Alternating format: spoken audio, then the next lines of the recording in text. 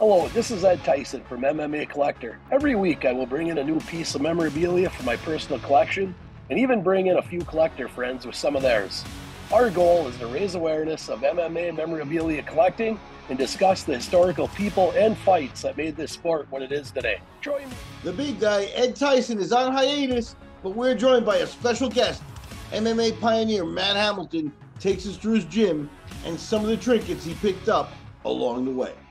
You got this in the lobby in here.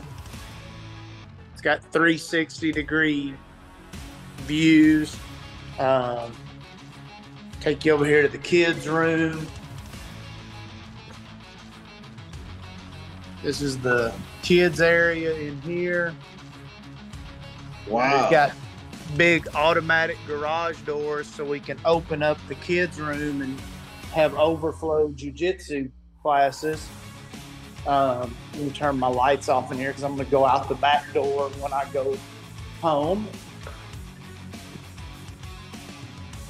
And where are we? Are we in Little Rock, the Arkansas capital there? Yeah, we are in Little Rock. This back behind me, this is the jiu-jitsu area.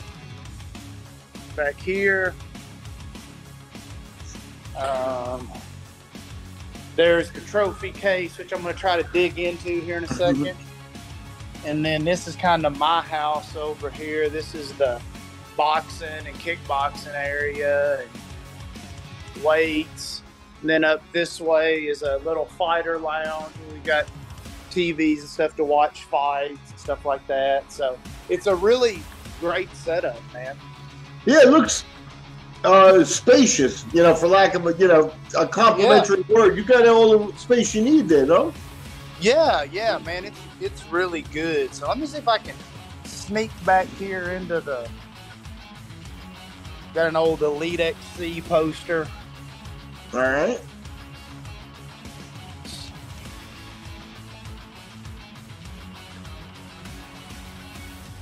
You can hear all that shit going on.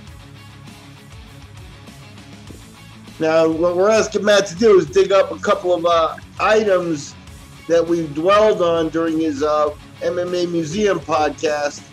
And we definitely want to get into more of the MMA Collector side here and check it out, because this is the cool part. I think, sometimes fighters have to get rid of their things because maybe they need a little bit of money or something, and then they regret it. So, like, guys that, are able to keep their stuff, I always seem to be very happy. Now, check this out. Tell us about this.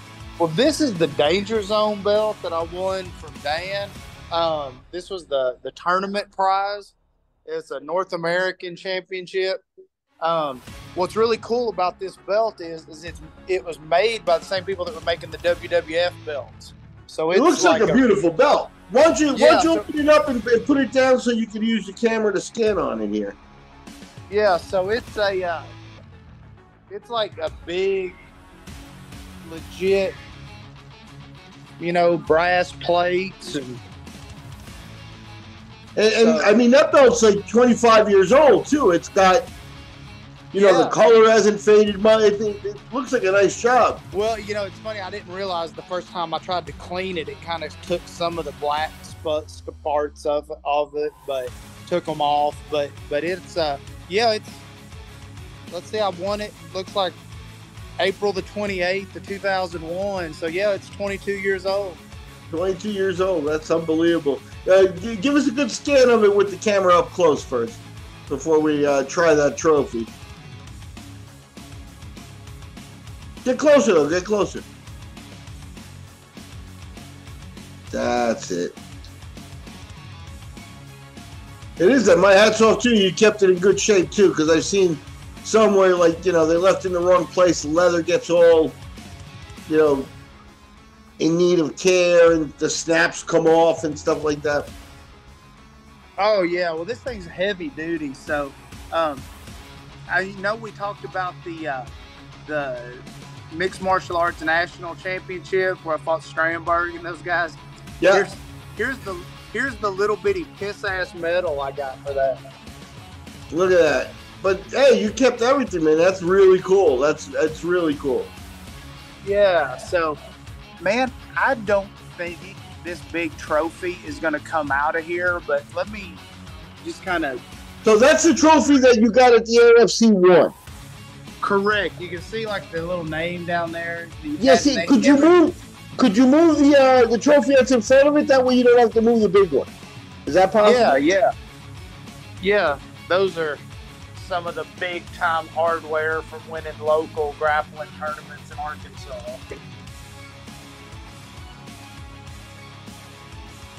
Yeah, every little trophy and stuff like that, once you build a case, and they all have meaning, you know what I mean? It's like, hey, I interviewed, Ernesto Hoost, right? Yeah. I interviewed him, and who's got more, K1 belts and trophies than him, and he picked up a little trophy just like one of the ones you had there and said, hey, this is the most important one, this was my first one. So they all have meaning to you, but let's see if we can close in and read that plaque off. What does that say? Man, it just says Absolute Fighting Super Fight Champion Matt Hamilton versus Mark Ashton, December 13th, 2002. That is spectacular. So that documents the whole thing, leaves no doubt. And, my hat's off to Dan and the ATT team. That's a trophy that you can be proud of in front of even Pride champions. Yeah, man, it was awful nice to get it. And what sucked is trying to carry it home on the plane. There's really no way to get that thing. I had to really get into it with a couple of flight attendants, and then they let me put it in a seat and seat belted in. Well, the problem is that on takeoff and landing, the damn thing vibrated itself to where it almost fell apart on the way home. So it's kind of put back together very gingerly. And so that's one of the reasons, like getting it out, it's not quite as... and I can definitely appreciate that. You don't want to have to do more repairs on it now. But so that's interesting. It came apart. And yeah, it actually, it's such a big trophy. It looks like it'd be a pain in the neck. Would you try to carry it the whole way through? Man, I just carried on. Luckily, I only had, one stop. I think we flew into Atlanta and then on to Little Rock. So, and the truth of the matter is, man, I was young. Hell, I hadn't been doing a whole bunch of traveling. I didn't know. I thought you just walked in, carried the damn thing on, and, that was it. But, now in retrospect, like you got to take something like that to a UPS store and try to just mail it home.